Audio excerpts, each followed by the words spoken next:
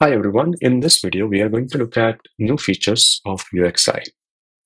We'll start with a Greenlake self-migration, then we'll talk about the new central integration with UXI, then we will talk about the enhancement in the path analysis for failed tests and violations. We now have reboot option from the dashboard for all the sensors, then the data push destinations enhancements as well. Let's take a look at one by one. One of the first one is the Greenlake self-migration. So now existing customers who have a Cape dashboard can easily migrate themselves to a Greenlake dashboard using a self-migrate option.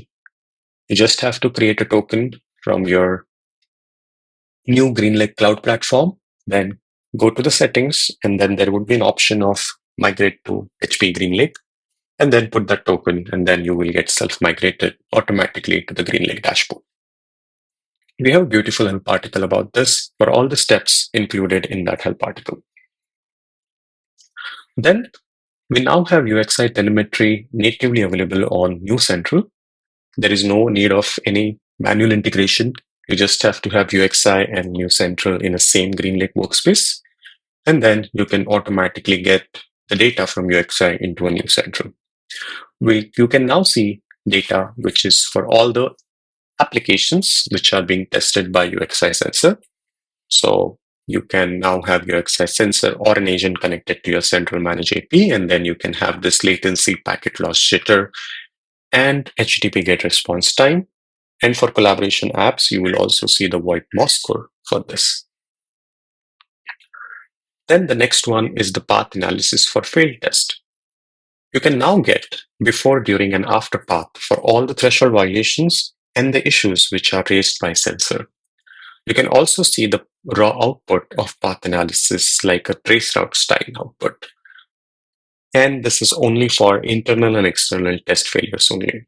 So you will see this path analysis for issues into a new dashboard. Perfect. So the next one is the reboot sensor button. And this is highly asked by all the field members, right?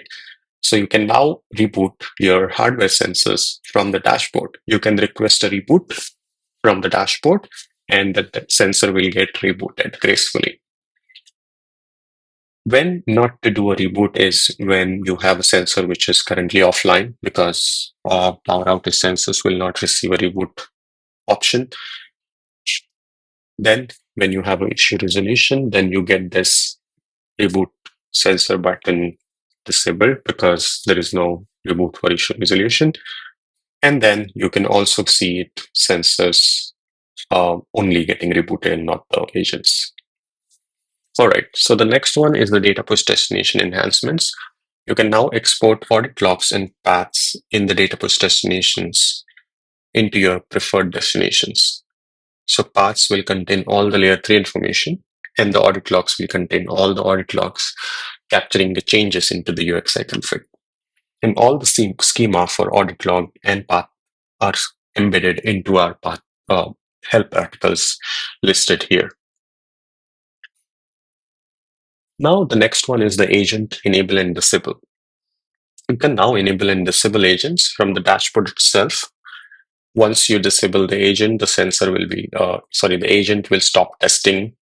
There would be a new panel in the agent screen where you can see all the total agents, enable and disable agents, assign and unassign agents. We also added a VoIP MOS test support for the agent. Then the next one is the Android agent update. For new Android agent version or the new version, we have added frequency and rate limit settings support, as well as the throughput test support, which is fast.com support. So you can now see the throughput test running on the Android agent. And the new agent is available to download on the Google Play Store and the network support portal. We also added the iPerf port range options for iPerf tests. So you can now specify the start of the port and the end of the port, like a port range for all the iPerf 3 servers that your servers are listening to.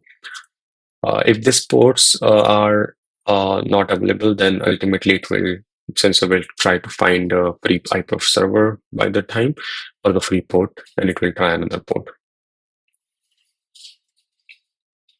All right, so that should be it. Thank you for listening in. You can always reach out to UXI PLM team at UXI at hp.com.